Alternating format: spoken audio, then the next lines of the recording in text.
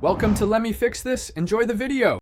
You start by making sure Pi-P is allowed, and you have a method that supports background play.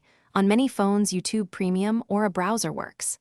Once done, open the YouTube app, play the video, and press home to force picture-in-picture.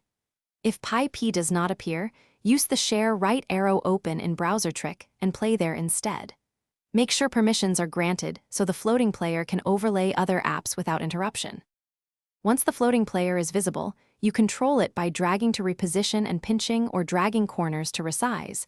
This keeps the app you use centered. Tap the mini-player to access play, pause, and scrub controls, and swipe down to temporarily hide it.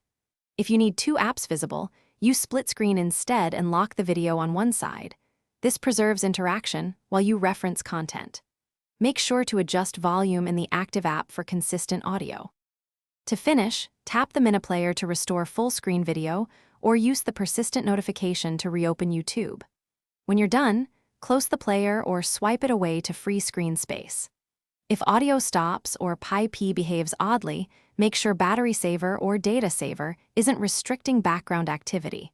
Once done, restart the app or toggle overlay and Pi-P permissions. That single troubleshooting step usually resolves inability to create the floating player quickly. Thanks for watching. If you found this helpful, don't forget to like and subscribe.